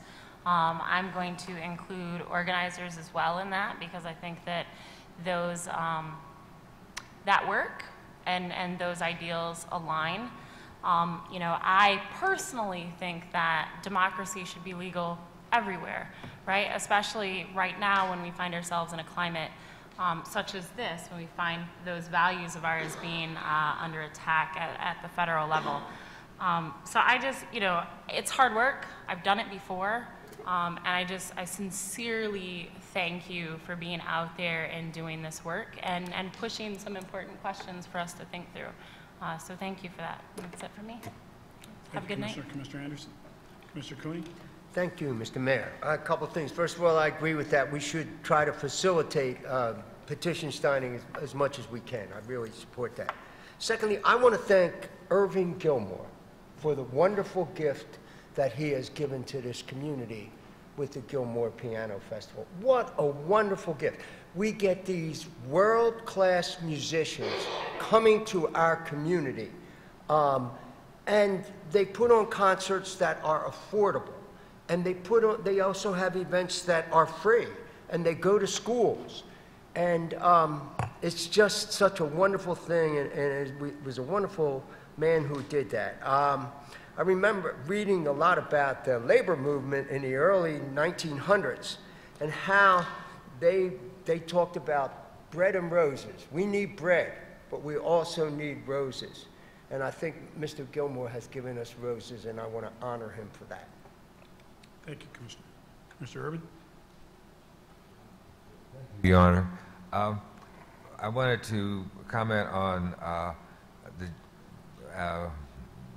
I guess, endorse the comment that someone made regarding this regular agenda item number 2, where we were talking about amending some ordinances in Chapter 33, Chapter 23, Chapter 2. Yeah, it's true that it's available in our packet.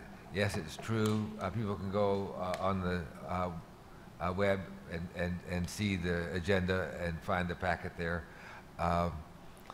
And all that's good, and I applaud that. But still, when we're here on the dais and we have people in the room and people watching on television who are maybe just beginning to learn about the city, maybe only casually interested, they can see us. What we were about to do was to vote on something that the casual observer or someone new to the city has no clue about. And when they see us vote yes on something that they don't even know what it is, think about the optics of that. So fortunately, we had a chance for the city attorney to give us a synopsis of that, which is probably sufficient for most people. But I hope the next time we do something like this, we have some little synopsis right here. Okay, we've already done plenty. We seem so beat up because we have to keep doing more to inform the public. Well, listen, we can do more. And I think that was a good example, and I hope we do better in the future. The other thing was about the CCTA. I really do hope we follow up on that. I think we may get some movement on that. So I'm pleased that that came to our attention. That's all. Thank you. Vice Mayor? Thank you, Mr. Mayor. I, like Commissioner Sykes, have circulated dozens of petitions in my time. It's hard work, and I appreciate what you've been doing out there. I've been kicked out of Metro Transit multiple times, and I used to work for the former chair who couldn't get the permissions to have me standing there for whatever issue that I was working on. My Lansing office is actually in the ACLU building, and I'll be there tomorrow. So the Voter Bill of Rights folks will be there, and I'm going to ask them if they're hearing about this experience, because I'm hearing it from my colleagues in other urban cities right now that this is a tough time to be circulating petitions. There's probably 6, 7 of them going around right now. So I don't know if it's just a result of the climate, the landscape. It's hostile out there right now. I don't know if it's saturation or something else, but I've heard from my friends that work in the business that it's been difficult to capture the signatures that they need this year. I think it'd be premature for me to put my support behind the proposed ordinances that you had referenced. I'm familiar with those types of initiatives, generally support pro-democracy initiatives. I think it goes hand in hand with what the Voter Bill of Rights ballot initiative is looking to accomplish, but I think a conversation with my colleagues and the city attorney about what that would look like, any kind of unintended consequences, et cetera, would need to happen before I could throw my weight behind that. Thank you, though, for your work and for speaking out tonight. Yes. Thank you, Vice Mayor. I just have a couple of things. I just want to alert any minister, pastor, reverend, you are welcome in this building and always have. It's interesting sometimes that we are expected to control other people. And whether a minister stays or not, that's their choice. The clerk speaks with them every time we have a minister or a pastor here and asks them to come and be a part of this. That would be one of those things of how we welcome them. If a minister or pastor has a need or an issue that they would like to talk to me about, I'm available. But beyond that, I don't know what else I'm supposed to do. And I don't plan to do anything else. So just wanted to make that a little clear this evening, that I don't have any ill will against any pastor. I have lots and lots of pastors that I get to hang out with and connect with, and even someone who was so inches away from being clergy. So anyway, I wanted to make that known. And Commissioner Urban, I hear you regarding the packet. But here's the challenge. We will never be able to make sure everyone knows what's on the packet. We're just not going to be able to do that. That doesn't mean we can't step up our game, but in the time of social media and emails and all we can do is tell people how you access the information. And certainly there's items on here that anyone might not know about. You can read one of these items and it's talking about we're buying something and someone says it's $100,000 and whatever. Well, what are they spending that on when they should be spending it on this or that or the other thing? And some of these dollars are restricted. They can only be spent on those purposes. Unless you're going to be in this room, unless you're going to get the packets, unless you're going to be engaged, part of our job is to put information out. The other part of the job is this is your community. You need to be engaged. Whether you're getting petitions signed, which I think is awesome, whether you're wishing people a happy Mother's Day, because somehow you decided to get here. I don't know that we can pull people kicking and screaming. I don't know how you do that. So if you have ideas that you want, if you want this agenda changed, we don't have to have a consent agenda. If you want a packet of every item, we can have that, which our packets are hundreds of pages. We can have it out there, and everyone could get one of those, and we can re-budget. I just don't get a whole bunch of calls from folks saying, what was that you did? I just don't get that. And believe me, I'm one that gets a whole bunch of calls. So I appreciate what you said, but I just am compelled to say, I don't know what else we should be doing to make sure that people are here and have information. We are adjourned. Okay. Well, I'm gonna make it personal. I don't always remember at my age that long at the time, and I'd like a little reminder. But I did. I'm not trying to condemn everything